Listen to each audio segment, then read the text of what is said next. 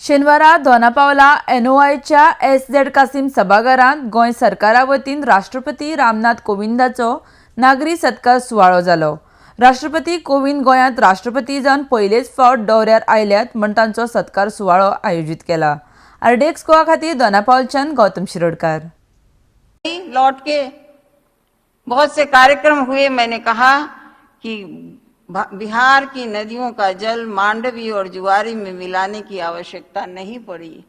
वहाँ तो सब कुछ वही जल है, वही रंग है, वही पेड़ है, सब कुछ वही है। जो भारतवर्ष की संस्कृति है वो बिहार में भी है और गोवा में भी है। मैंने यहाँ पिछले 4 वर्षों में सैकड़ों सामाजिक, शैक्षणिक और धार्मिक कार्यक्रमों में हिस्सा लिया है। कुछ आदिवासी गांवों के कई घरों में जाकर उनके सामाजिक आर्थिक स्थिति का अवलोकन किया। मुझे यह जानकर प्रसन्नता हुई कि इस भूमि पर रहने वाले लोग दुनिया में और भारत में भी बढ़ती हुई भौतिक सुख सुविधाओं की लिप्सा आकांक्षाओं के बीच भी बहुत संतोषी हैं।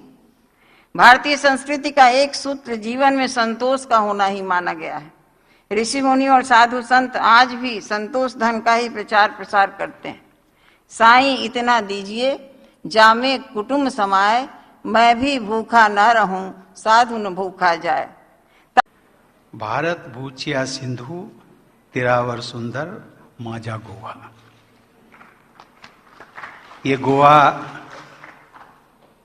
इस गोवा में जो भी आता है हर कोई यही कहता है कि मेरा गोवा है। इस गोवा की कुछ खूबियां हैं जो कि न केवल देशवासियों को बल्कि पूरे विश्व से लोगों को आकर्षित करती रहती है। भारत का राष्ट्रपति बनने के बाद गोवा की ये मेरी पहली यात्रा है।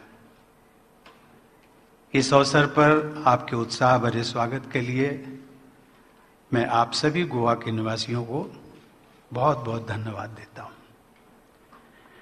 गोवा की राज्यपाल, जिनको अभी अभी हम सब लोग सुन रहे थे, श्रीमती मृदुला सिन्हा जी की प्रभावशाली साहित्यिक पृष्ठभूमि है।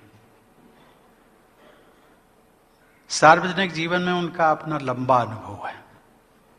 उन्हें स्वच्छ भारत अभियान के एम्बेसडर के रूप में भी मनोनीत किया गया।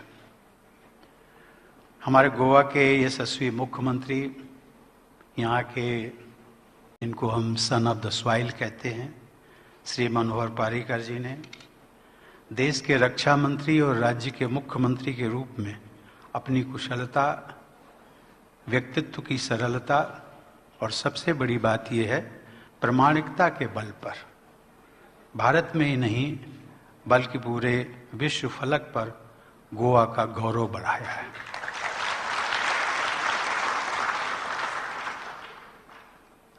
मेरी शुभकामना कि वह पूर्णतया स्वस्थ रहते हुए गोवा को अपना सक्षम और कुशल नेतृत्व सदैव प्रदान करते रहें।